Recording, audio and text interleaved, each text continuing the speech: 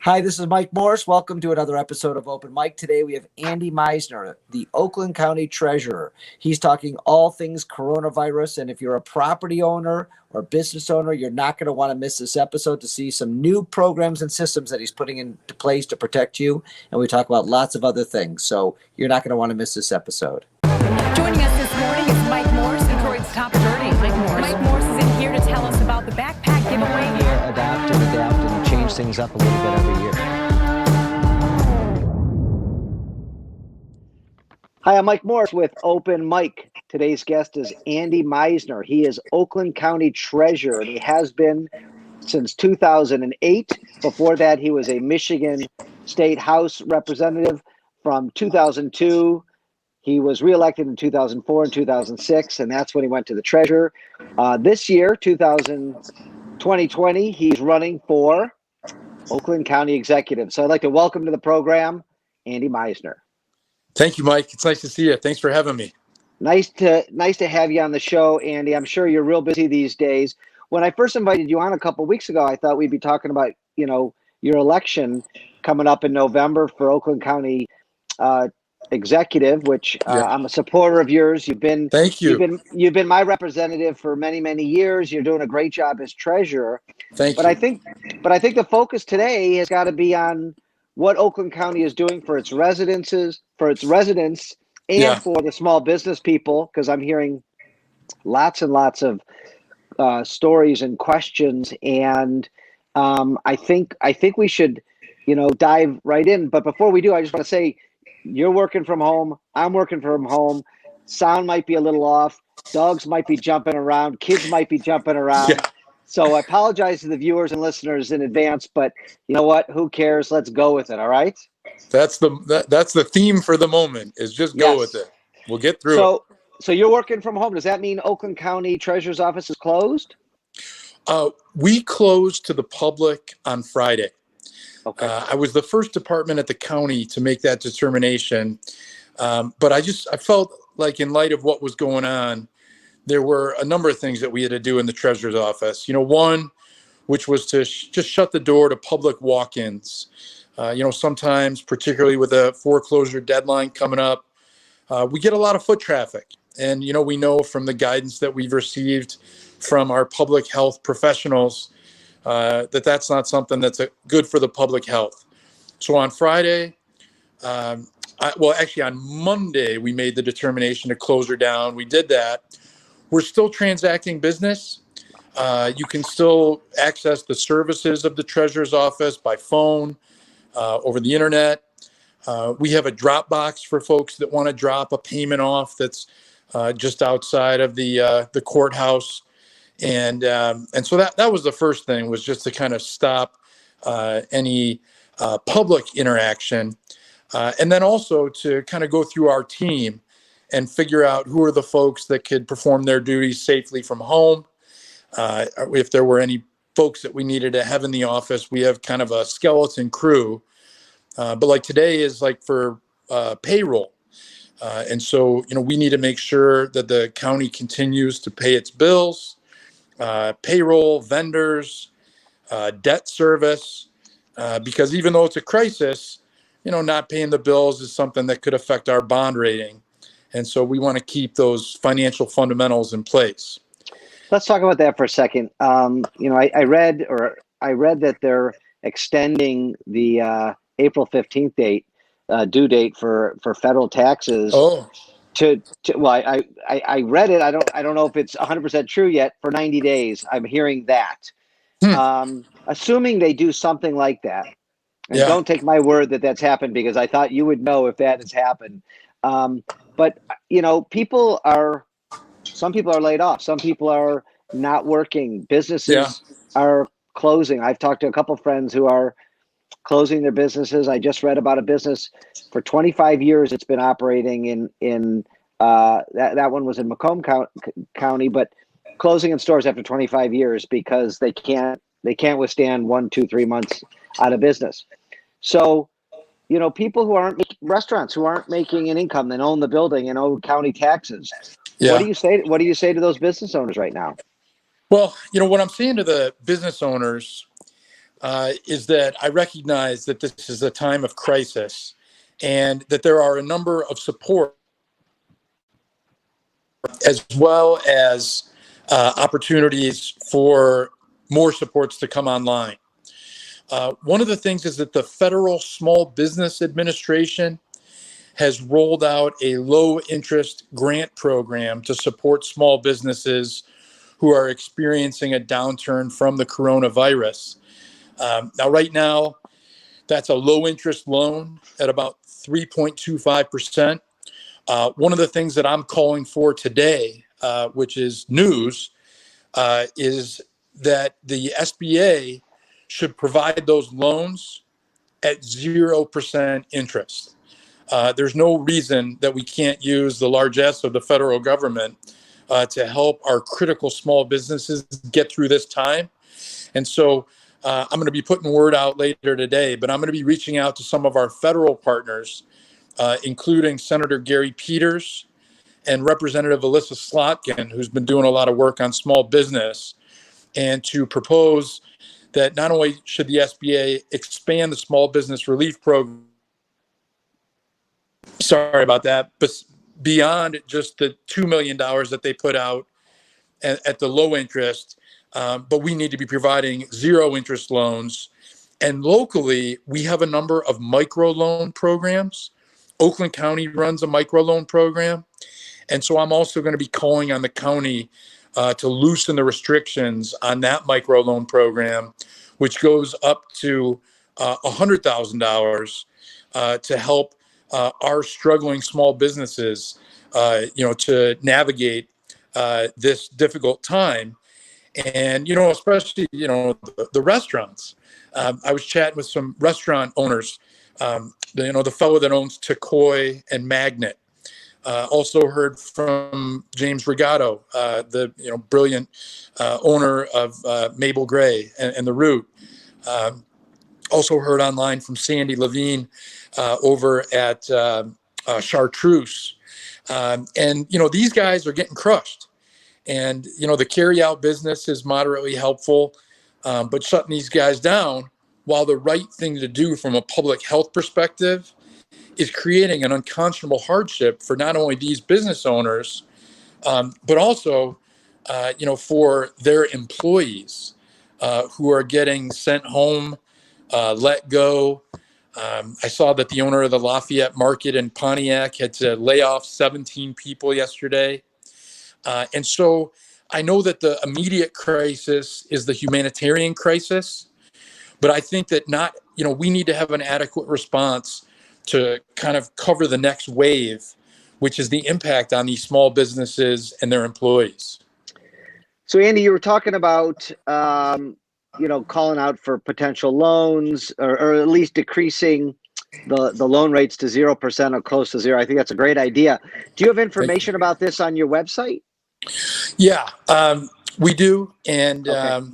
It's oakgov.com/treasurer. Or they could just go to oakgov.com and search small business loans. So as of right now, the best suggestion you have for businesses is to look for some low interest to zero interest loans. That's what's available right now. I do a lot of work with the banks and the credit unions. And so I'm reaching out to each of the presidents of the major banks and urging them to really plug in to the needs of their clients. And so I am encouraging them to provide relief on any business loans, forbearance for a couple months. And I think there was something that the governor issued, one of those executive orders that spoke to like rent and mortgage payments. But we need our lenders to have common sense right now and to just be as flexible as this situation really dictates. And some of them also have the ability to give grants. And so Flagstar has a grant program for small businesses in Pontiac. So I'm going to encourage all of our lending partners where the county does business and places taxpayer dollars to be especially respectful of the needs of our small businesses and their employees right now. Does the governor have the power to, and I'm making this up, say that, your tax bills are due, you get an extra 30 days or, or you have 60 days. I mean, do they have the authority to do that?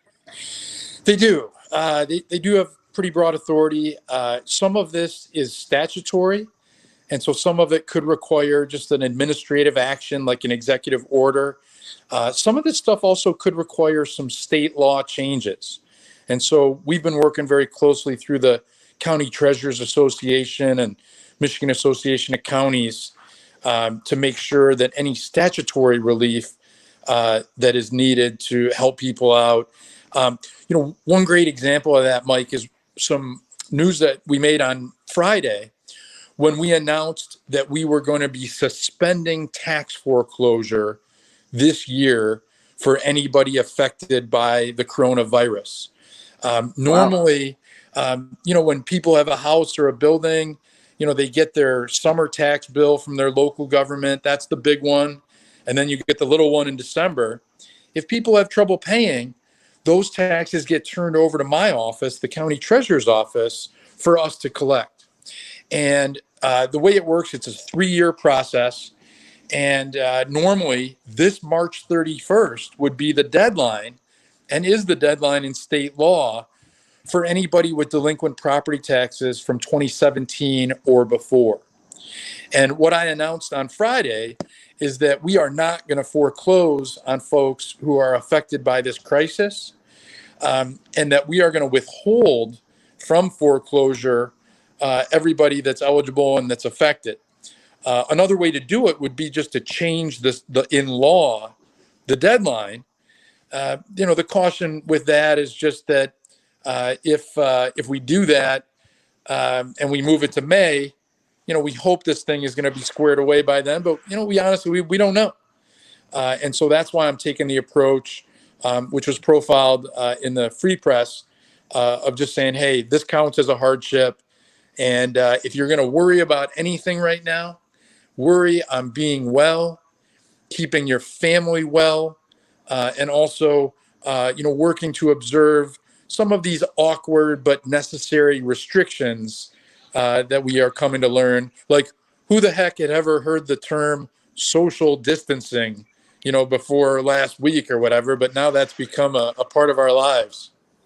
So Andy, that's really interesting that your office is doing that. Are other treasurers around the state following suit, or is it pretty much Oakland County? Yeah, we've had a few that have followed suit.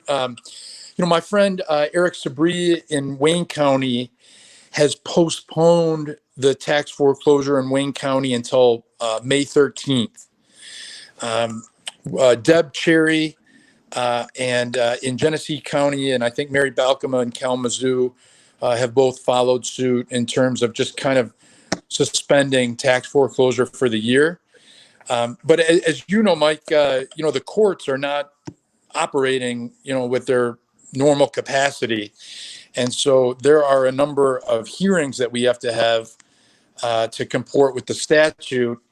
And those are going to be difficult. So there are a number of things pointing in the direction of just, holding it off, for most everybody.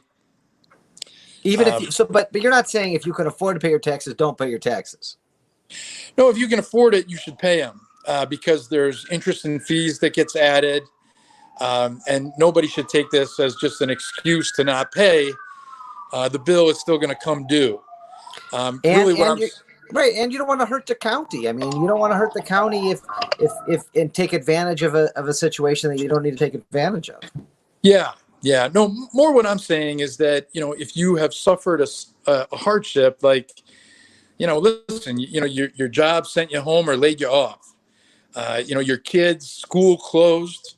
And so instead of going to work, you're home providing childcare. Or playing teacher like we've been doing, at our house, then that is a hardship.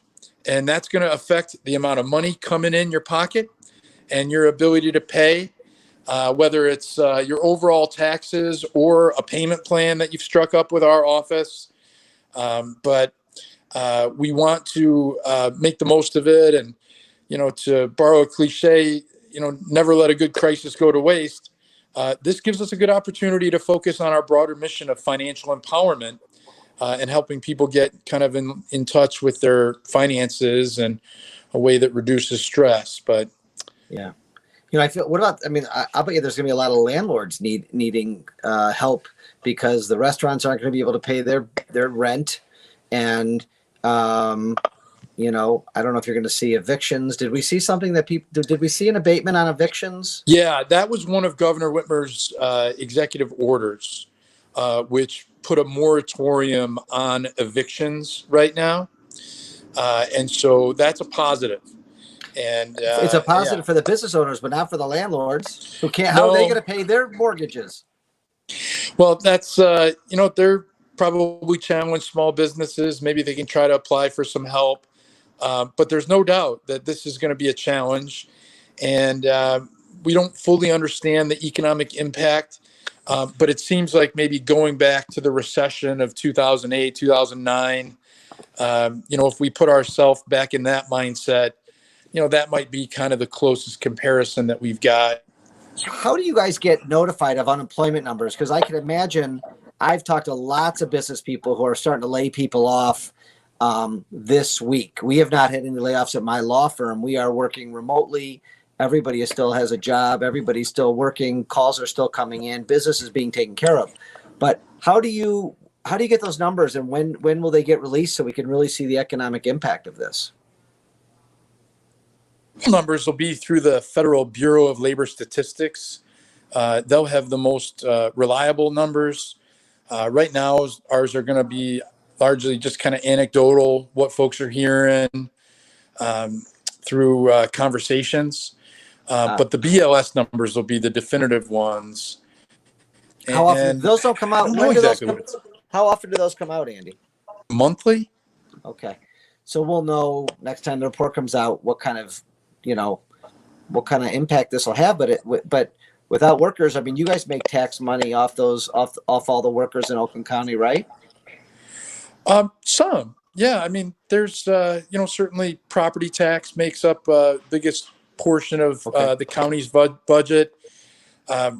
Speaking of employers, the other one for us to really keep an eye on is the big three and the car plants. Because that is such a big chunk of our employment pool. And I'm hearing some news just coming out of FCA about some closures, and looks like they're looking to do that at least for a couple of weeks.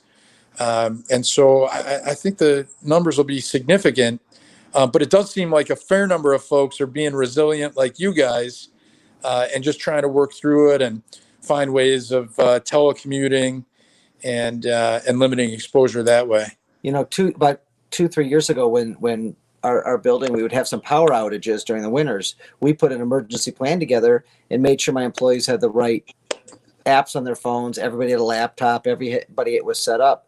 So Monday morning, when the shut down, every single employee went home. Every single employee we verified was working. Not a phone call got missed. New calls, existing clients. It was really remarkable for my team, and I'm hoping other businesses were prepared. We were prepared. We had a fire 12 years ago, and since then I'm always prepared, like a good Boy Scout. But it sounds like now, are your employees able to work from home? The government employees, they doesn't sound like they would be ready to work from home, but are they? They are. Yeah, we're largely equipped and have had emergency scenarios in place as part of our office plan and the broader county plan. Good. But yeah, our biggest issues, just the public, and those are the folks that wouldn't otherwise be able to work from home, are the folks that are greeting the taxpayers as they come in.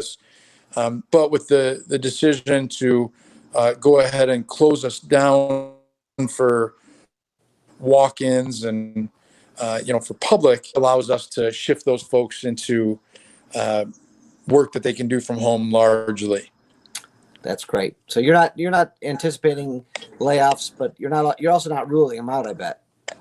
No, I don't think we don't anticipate any, but we're going to pay attention to what the situations dictates. And, we have always worked to right size the office of the treasurer and would need to do the same at the county. But it seems like the kind of public sector workload seems to go up a bit during these crises.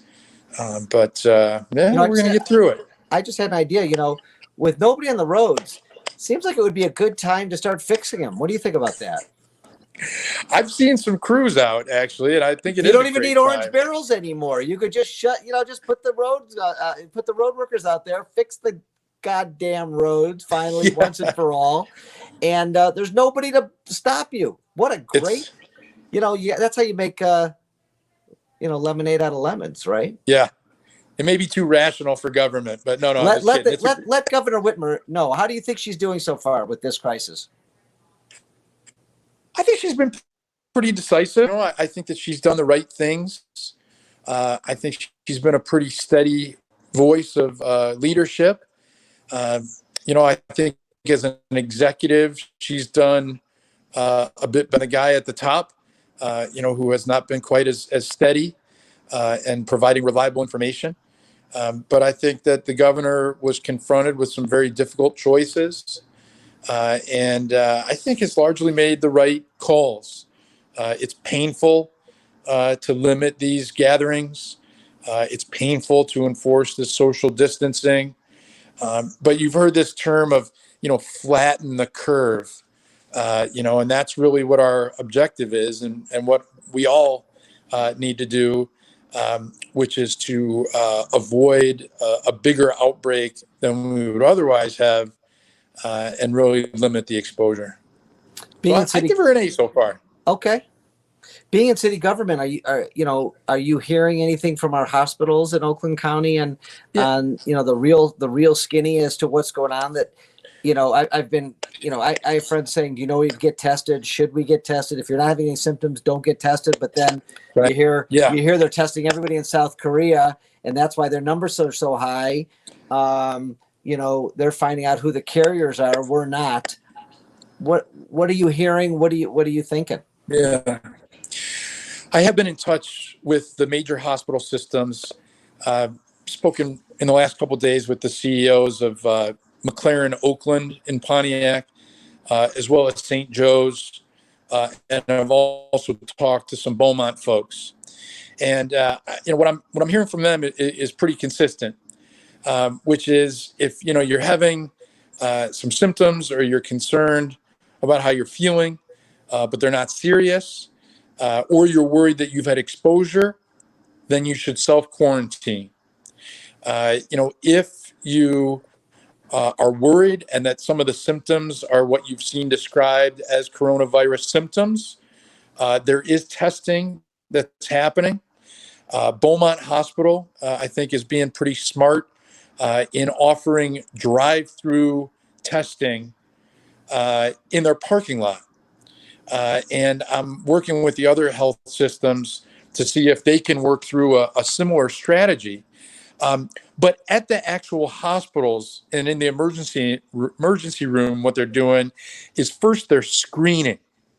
So they're doing a general screen of symptoms to see what's going on. And then if the screening suggests that there be testing, that is being done, but not to the scale of Korea like you described. I've heard that Korea is testing, maybe 250,000 people a day. That's not. I did not hear that number. That's a lot of people. A lot of people. Yeah. I mean, it'd be interesting if everybody here got tested. I mean, 250,000 people a day is basically everybody's going to be tested within a couple of weeks. Yeah. I know that our federal government didn't have us prepared to do that. Not going to throw stones. That's not what we do on this podcast. But we're not ready to test everybody. But if we could test everybody, what would those results show? They would show that a lot more people have it, right. And that our numbers that are being reported are flawed. They just don't capture the situation on the ground because there isn't the volume of testing. I don't know the details, but it sounds like there was a international protocol put together around testing for this that I guess we didn't participate in, and so we didn't get access to some of the same tests that South Korea has. Because it's a hoax, right? Yeah, I mean, I think I know. We're not getting political. Couldn't help that one. No, I know it. But I mean, how countries like South Korea, it's a fine country. I'm sure I've not visited yet, but if they got their act together and they're testing 250,000 a day, it's mind-boggling to think why the United States couldn't get their act together and make that happen. And I don't know if we're even ramping up to try to get there. I haven't heard that they're going to try to test more people. But if they're testing 250,000 a day, those people don't have symptoms, right? Yeah. Maybe that's a week. Maybe it's a week. I'm looking at ProPublica. That's a lot of people, though. Okay, no, it's 10,000 a day. Okay. Is what ProPublica was broadcasting as of 3 days ago. But maybe that number has gone up. It's a bunch, and we haven't done barely any. We're going to need to ramp up to be able to test. But there's also, I think, a need for us to get creative. For instance, I spoke with the head of Lighthouse of Oakland County, and they've got some folks who are homeless who might be experiencing symptoms. And so, they're reaching out and talking to Rochester College about perhaps using some of the dorms. The kids have been sent home. Wow. Those dorms could double as places for folks to self-quarantine.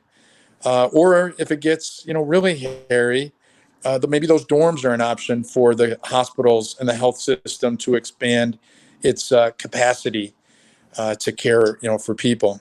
One of my employees heard that I was interviewing today, and they wondered if you've heard of a website or a place to go if they want to help. Do you know of any places that they can go find out what Oakland County residents need, and if people want to volunteer their time or money or resources or toilet paper, how to do that? Yeah, I don't know if we have a centralized repository. I think we've got some information at ogov.com. But let me mention a few opportunities. Okay. One of them is Lighthouse of Oakland County. Lighthouse has 4 locations going right now where they're providing food. I know that they need help with packaging the food and with the logistics of getting it out to folks. But one of their locations is their headquarters, which is on Woodward and Pontiac. It's the building with that big lighthouse in front of it. They also have an office on Dixie Highway in Clarkston, where they are looking for help. In addition, there's the old South Oakland Shelter office on West 12 Mile in Southfield, right, where they're staging and looking for help. And then lastly, for folks in the Farmington Hills, Novi area, there's an organization called Cares of Farmington Hills, which is partnering with Lighthouse and some others. That's Lighthouse and Oakland Schools are partnering for that food pickup. The Waterford School District and a number of the other school districts, including Pontiac, the districts themselves are spearheading strategies of getting breakfast and lunch to students, as well as food for them to take home. And so I know that both those districts are looking for volunteers right now. And so that's another opportunity. And it's extraordinary. I mean, these crises are terrible, but they also provide a look at the resilience and really altruism of so many of our residents, who see something like this happen and they want to chip in and help out. And of course, the United Way is also supporting relief efforts. But some of these ones that I mentioned are hyper local. Yeah. And so the effort can really be translated. Those are great suggestions. Thank you. Anything else you want Oakland County residents to know, or that any advice to them when it comes to I mean, you're the treasurer, so I guess Yeah. you're more about financial than health and safety. Not that you're not a human being, you're a good guy and you care about those things, but Yeah. financially, is there anything else you want to say to your constituents, going through this crisis? Yeah. The big message as treasurer is just don't worry about the property taxes right now. We're going to get through this situation. If you are a small business affected by it, we want to connect you with resources and expand the number of resources that are available.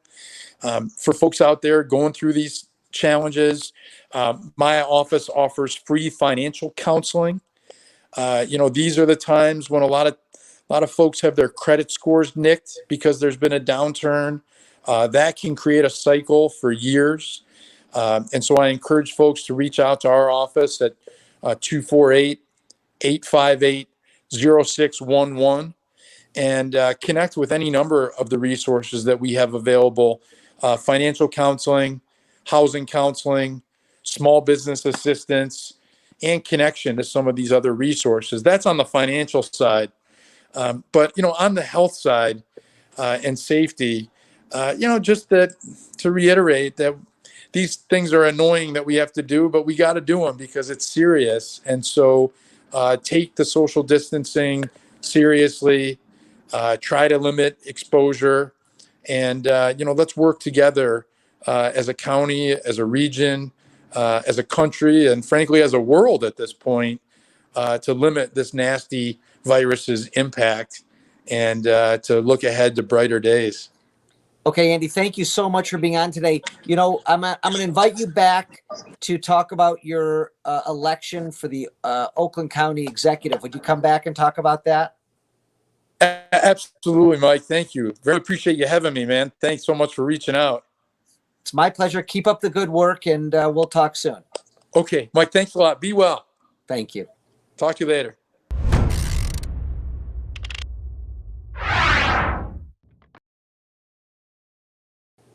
Thank you for watching, listening to another episode of Open Mic with Oakland County Treasurer Andy Meisner. He gave us some really good information today.